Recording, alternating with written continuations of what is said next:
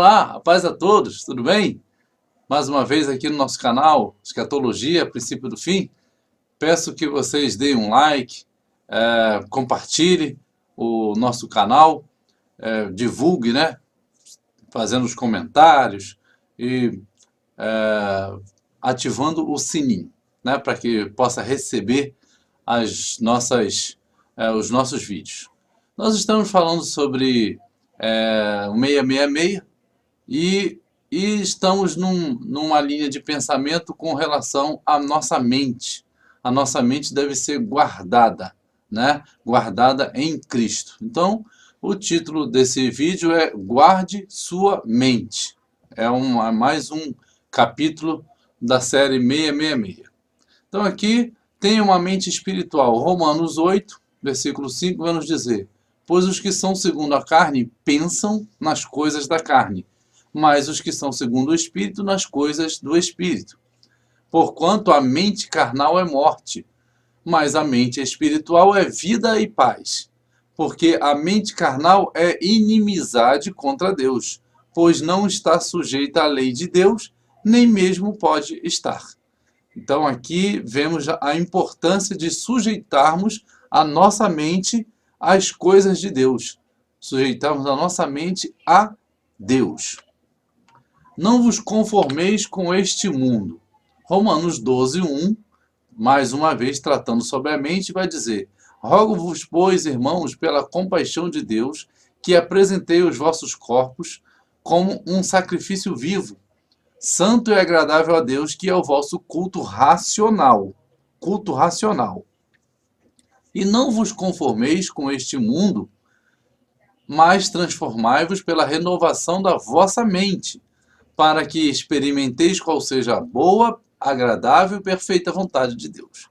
E aqui embaixo está a guerra por sua mente. Na verdade, toda a guerra está aqui, irmãos. Toda tentação, tudo que sofremos está na nossa mente. Claro que numa perseguição, numa tortura, o nosso corpo está também sofrendo. Mas nos ataques inimigos, ele está atacando a nossa mente, porque é aqui que ele vai querer tirar a nossa salvação. Né? E tem aquele texto de Efésios sobre a armadura de Deus, e vai tratar do capacete, o capacete da salvação. O capacete protege a mente, protege a cabeça. E é ali que está contida a nossa salvação. Na nossa mente. É ali que nós decidimos estar com Deus, decidimos negar as coisas da carne, negar as coisas desse mundo, para seguir os mandamentos de Deus. Então, proteja a sua mente com o capacete da salvação. Aqui está dizendo, não vos conformeis com esse mundo, não é num sentido de você não se... Também é você não se conformar, né? Não me conformo com essas coisas erradas. Também pode se entender por esse sentido. Mas, diretamente aqui está se falando para a gente não tomar a forma, não conformar, não ter a mesma forma desse mundo, ou a mesma forma, né? Ficar ali parecido com o mundo. É isso que o texto está dizendo. Não entre na forma do mundo, mas transforme suas mentes pela renovação, mas transformai-vos pela renovação da vossa mente. 666, guarde sua mente. Agora, o texto propriamente do título, né, que é Apocalipse 13, fez que a todos, pequenos e grandes, ricos e pobres, livres, escravos, que lhes fosse posto um sinal na mão ou na fronte. Aqui é a sabedoria. Aquele que tem entendimento, a palavra entendimento aqui, calcule o número da besta, porque é número de um homem e o seu número é 666. Mais uma vez, tratando aqui de guardar a mente, ter um entendimento para que a gente não se dobre diante dessa marca, desse sinal, o sinal da besta. Guarde a palavra de Deus em sua mente. Deuteronômio 11, 1 vai dizer: amarás, pois, ao Senhor teu Deus, e guardarás as suas ordenanças, os seus estatutos, os seus preceitos e os seus mandamentos por todos os dias. Guardai-vos para que o vosso coração não se engane, Nosso coração está se referindo também à nossa mente, né? Nosso modo de pensar. E não se engane e vos desvieis e sirvais a outros deuses e os adoreis. Então aqui o cuidado que Moisés está falando para o povo é que guarde a sua mente, guarde o seu coração, guarde o seu entendimento, que você não se engane e passe a se desviar e servir a outros deuses e adorar a outros deuses. Fuja disso. Ponde, pois, estas minhas palavras no vosso coração. Guarde as palavras de Deus no nosso coração e na vossa alma. Atá-las-ei por sinal na vossa mão, né? Normalmente mão direita, né? E elas vos serão por frontais entre os olhos. Ensiná-las-eis a vossos filhos, falando delas, sentados em vossas casas, pelo caminho, ao deitar-vos e ao levantar-vos.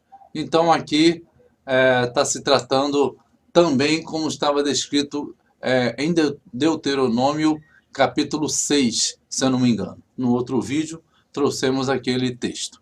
Então aqui Deus repete a mesma instrução através de Moisés, a mesma instrução ao povo, que eles devem saber que quem eles devem amar e quem eles devem adorar é o Senhor teu Deus. E que não mudasse esse pensamento, que isso fosse guardado nos corações deles, que as palavras estivessem no coração e que eles atassem na mão e nos frontais. Então eles foram aqui para parte bem prática mesmo, bem literal, digamos assim, e eles colocavam aqui essa caixinha na mente, né, aqui amarrada, e tinham ali as palavras de Deus, e aqui amarrava esse couro na mão também quando iam orar. Então eles faziam essa prática de atar por sinal na mão e nos frontais. Mas no Novo Testamento, Deus quer que a sua palavra esteja em nosso coração. Jesus já trouxe o entendimento que não é só aquilo que você faz externamente, mas é aquilo que está dentro de você, aquilo que Deus quer colocar em nosso coração, que as nossas atitudes sejam um reflexo do que está lá dentro e não simplesmente atitudes externas. Prepare sua mente. 1 Pedro 1,13 vai dizer: assim sendo, estai com a mente preparada, prontos para agir, alertas, depositai toda a vossa esperança na graça que vos será outorgada em plena revelação de Jesus Cristo. Então aqui, 666, vigie contra a besta. A nossa mente é o campo de ataque, ela tem que estar preparada, ela tem que estar pronta para agir. Tá vendo aqui? Então, conforme você pensa, você age, você fala, você se posiciona. E aqui, alertas, depositai toda a vossa confiança na graça que vos será outorgada em plena revelação de Jesus Cristo. No dia da sua volta estaremos muito mais esclarecido. A nossa vida, o nosso entendimento vai estar muito mais ampliado, porque estaremos com o nosso corpo glorificado. Porém, desde que Jesus Cristo já esteve nessa terra, que a graça passou a nos governar, nós já temos a mente de Cristo, já temos um outro entendimento desde então. Uma aliança na mente. Hebreus 8, 10. Porque esta é a aliança que farei com a casa de Israel. Depois daqueles dias, diz o Senhor, porei as minhas leis na sua mente, e em seu coração as escreverei. Eu serei o seu Deus, e eles serão o meu povo. Está vendo aqui? Então Deus quer que a sua aliança, as suas palavras, suas leis estejam em nossa mente, em nosso coração. Esse é o entendimento. Lá no passado, as leis deles estiveram em tábuas de pedra. Mas Deus tem um interesse, Ele tem esse o seu plano de colocar as suas leis na nossa mente. tal como nós ensinamos nossos filhos para que eles nos obedeçam, mesmo estando distante de nós, assim Deus é, porque Ele quer que nós o obedeçamos estando com a sua lei na nossa mente. Nós queremos que o nosso ensinamento esteja na mente dos nossos filhos. Não que eles nos obedeçam só porque estão na nossa frente, mas que estejam com entendimento daquilo que nós ensinamos para eles. Então aqui Deus quer que essa aliança esteja em nossa mente. Ezequiel 9:4 vai dizer: E o Senhor ordenou-lhe: passa pelo meio da cidade, pelo meio de Jerusalém, e marca com um sinal a testa das pessoas que se aborrecem e não compactuam de todas as abominações que se cometem no meio do povo. Deus quer selecionar, separar você, me separar, se o povo dele está corrompido, que você esteja nessa contramão, que você esteja com a aliança dele na sua mente. E aí ele vai pôr um sinal. É um sinal de que você já tem esse entendimento e age dessa forma. Como está no versículo anterior. Você já vai agir porque você entendeu e vai atender à vontade do Senhor. Você vai se afastar, não vai compactuar das abominações que se cometem no meio do povo. O sofrimento dos adoradores da besta. Apocalipse 14:11 vai nos dizer: E a fumaça da sua aflição será exalada para todo sempre, para todos aqueles que adoram a besta e a sua imagem, e para quem recebe a marca do seu nome. Não haverá repouso algum, dia e noite sem cessar. A fumaça da sua aflição, para todos aqueles que adoram a besta. Quem decidir adorar a besta, quem decidir receber a marca, porque não será algo que você vai estar sendo, de certa forma, feito à força, você vai ter que decidir. É claro que vai ter uma força no sentido de que você vai estar sendo empurrado para aquilo ali. Mas se você tem um pensamento e um entendimento de que você não quer aquilo, custe o que custar, você não terá a marca da besta, você vai estar com a sua mente pronta para decidir: eu não quero isso. Minha família também não vai aceitar essa marca, custe o que custar. E pode ser a própria vida, pode ser a vida de um ente querido seu, mas que será de muito valor. Pode ter certeza disso, porque vai valer a eternidade. Apocalipse 16:2. Partiu, pois, o primeiro anjo e derramou a sua taça pela terra. E todas as pessoas portadoras da marca da besta e os adoradores da sua imagem foram atacados por feridas dolorosas e mortais. As pessoas que, infelizmente, aceitarem essa marca, a princípio, eu creio que elas vão estar até melhores, digamos assim, do que o povo de Deus que não vai aceitar. Porque aquele que não vai aceitar vai ter dificuldade para viver, porque ele não vai poder comprar, não vai poder vender, não vai poder receber o seu salário, não vai poder pagar as suas contas, não vai poder ter o seu direito exercido. Ele vai, infelizmente, ter que fugir, sair dessa condição normal que vivemos hoje. Então, a princípio, os que adoram a besta vão ter benefícios. E talvez isso é que vai enganar muitos para entrar, vendo que aqueles que não entram não têm os mesmos benefícios do que aqueles que entram. Porém, lá na frente virá isso daqui, ó.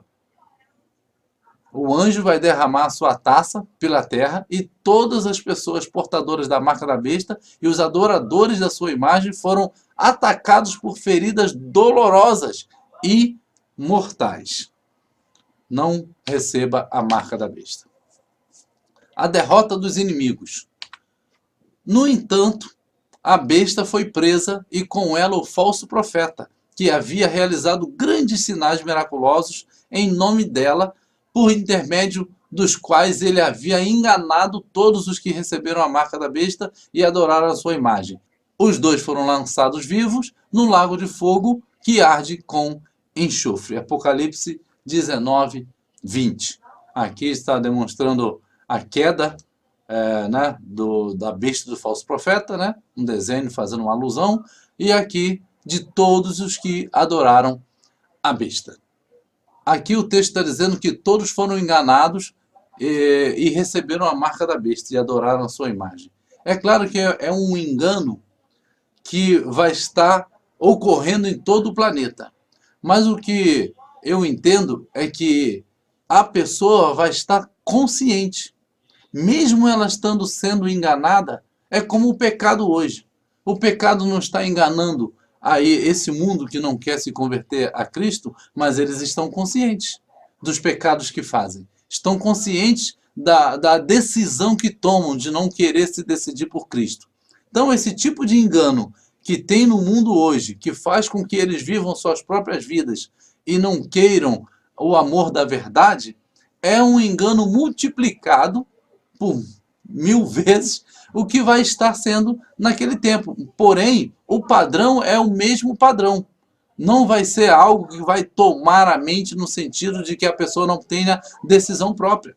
Ela tem que decidir porque é isso que vai contar contra ela ou a favor. Se ela decide ter a marca, vai contar contra ela. Se ela decide não ter a marca, rejeitar, isso vai contar a favor dela.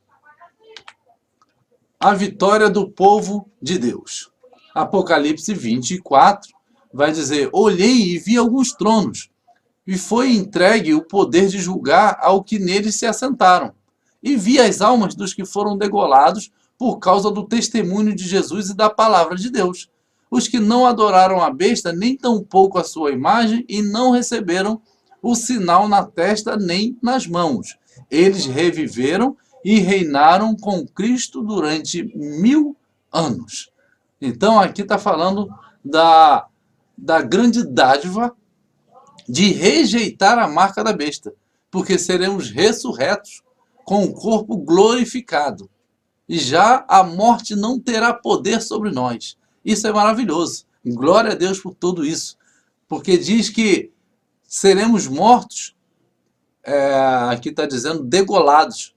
Foram degolados por causa do testemunho de Jesus e da palavra de Deus. Está falando da igreja do Senhor, que está aqui na terra ainda durante a imposição da marca da besta. Esse texto é um texto que vai realmente contra o que os pré-tribulacionistas falam, que a igreja não estará mais na terra. Aqui está dizendo que só vai ter a ressurreição da igreja após a imposição da marca da besta. E mais para frente nesse mesmo texto vai dizer que essa ressurreição aqui, ela é a primeira ressurreição. Versículo 5 ou 6 desse mesmo capítulo 20 de Apocalipse. Então, se essa é a primeira ressurreição e a marca da besta já está imposta e os servos de Deus foram degolados porque não a aceitaram, então quer dizer que ninguém foi ressuscitado ainda. A primeira ressurreição ainda vai acontecer após a marca da besta ser colocada neste mundo. Manter a mente de Cristo. 1 Coríntios 2,14 vai dizer: ora, o homem natural não compreende as coisas do Espírito de Deus, porque lhe parecem loucura, e não pode entendê-las, porque elas se discernem espiritualmente. Mas o que é espiritual discerne tudo, discerne bem tudo, e ele de ninguém é discernido. Porque quem conheceu a mente do Senhor para que possa instruí-lo? Mas nós temos a mente de Cristo. Glória a Deus por isso, né? Está dizendo que o homem natural que não tem o Espírito Santo, não tem a mente de Cristo, não consegue entender. E ele discerne espiritual tudo, discerne bem espiritualmente tudo, porém de ninguém é discernido. Ninguém o entende, porque o mundo não compreende as coisas do Espírito de Deus. Então a nossa mente é algo fantástico, é algo que devemos estar realmente guardando, colocando as palavras do Senhor dentro da nossa mente, para que aquilo que esteja aqui, a boca possa professar. Como a Bíblia fala, né? A boca fala do que o coração está cheio. Coração é um eufemismo para o cérebro, né? Para a mente. Coração não fala nem pensa. É a mente que discerne todas as coisas.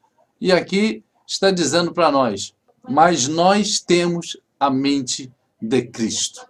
Então que Deus continue mantendo a mente de Cristo em cada um de nós. Renovação da mente.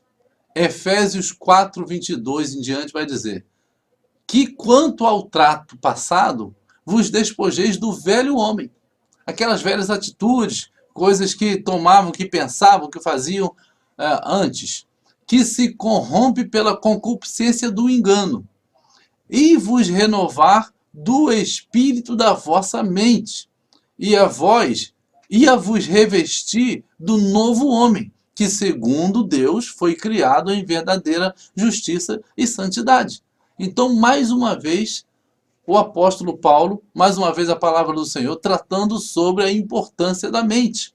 Renovar o espírito da vossa mente. Jesus Cristo vai nos dizer num dos evangelhos sobre a questão do odre velho e o vinho novo. O odre ali está significando a nossa mente e o vinho novo a palavra do Senhor. Tem que se renovar, tem que se deixar o Espírito ir limpando para que a palavra do Senhor cada vez mais possa continuar na mente. Porque se a gente não renovar a nossa mente, as palavras do Senhor não conseguem fazer o trabalho que precisa ser feito em nossa vida, na nossa mente. A gente não consegue entender aquilo que ela está querendo dizer e aí não há mudança. Porque um odre velho, quando ele recebe um vinho novo, se ele já estiver muito desgastado, ele vai rachar e ele vai derramar todo o vinho. Então vai perder o odre e vai perder o vinho. Odre era uma pele de um animal, né, que eles raspavam e tiravam todo o pelo do animal e virava do avesso. Tirava a cabeça, virava do avesso e fazia como se fosse uma mochila, né, para carregar água. Como se fosse uma vasilha de água para atravessar o deserto, né, naquelas regiões desérticas do Oriente Médio. Então eles usavam muito esses odres. Porém, com o sol e com o tempo, ele ficava velho e rachava.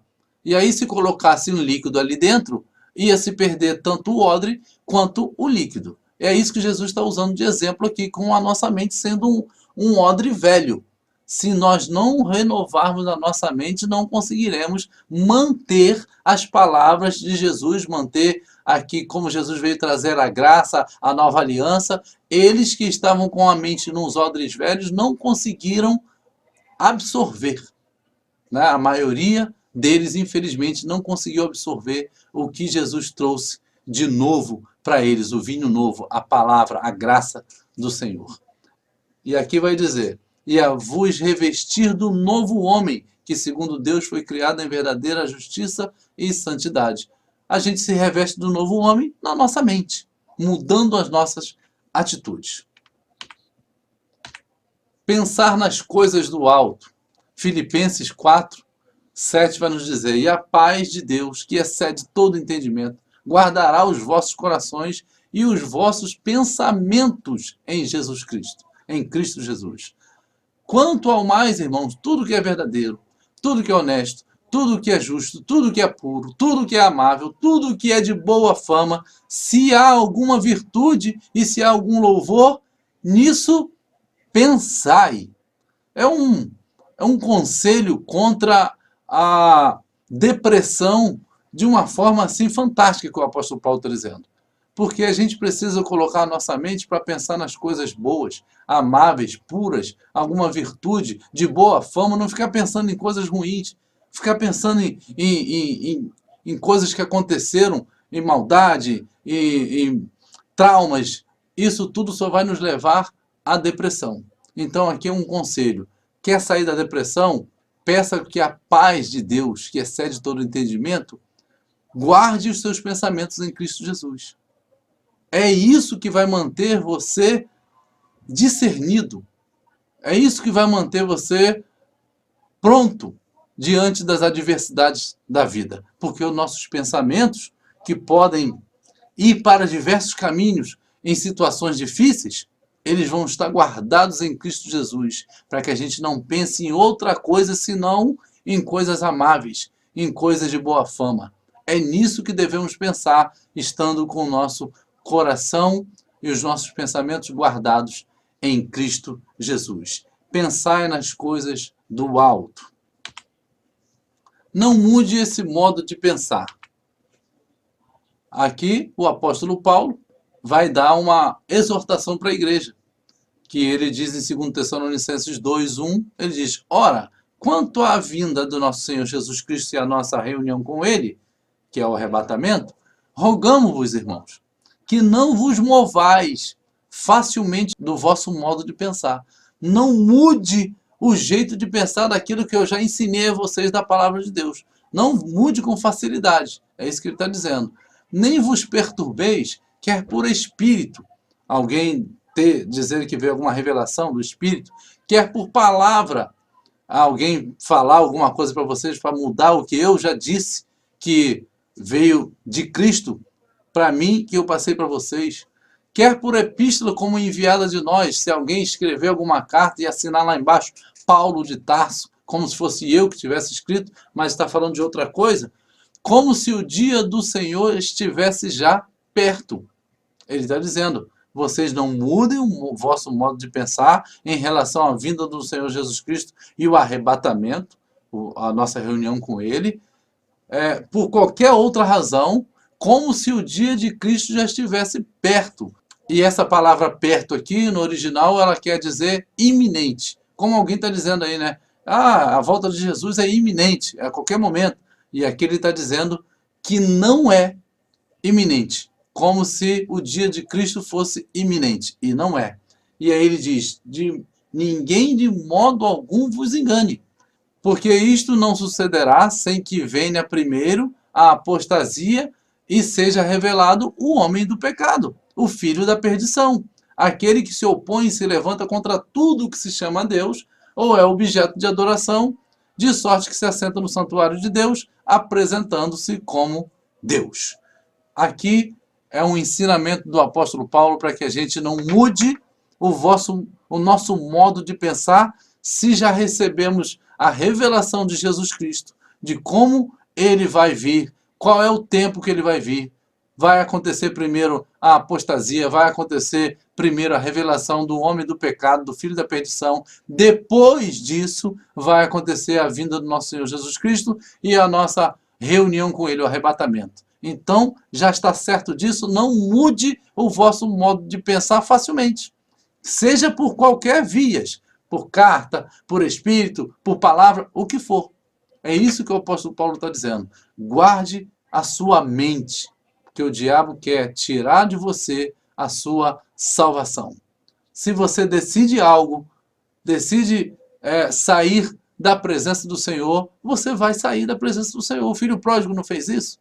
Dá minha parte que me cabe, que eu vou embora por esse mundo. Ele decidiu isso. E o pai, a fazer o quê? Deixou. Então, a decisão é aquilo que você tem em sua própria mente. Lá, ele estando em dificuldade, ele também decidiu. Levantar-me-ei e irei ter com meu pai. Tomou outra decisão invertida. Graças a Deus, se arrependeu e veio. Então, que o Senhor possa guardar a sua mente, que você possa guardar a sua mente em Cristo, que você possa guardar na sua mente a palavra de Deus, para que tudo o que vier daqui para frente, a sua mente esteja protegida, com o capacete da salvação sobre ela. Amém? Que Deus abençoe. Paz a todos.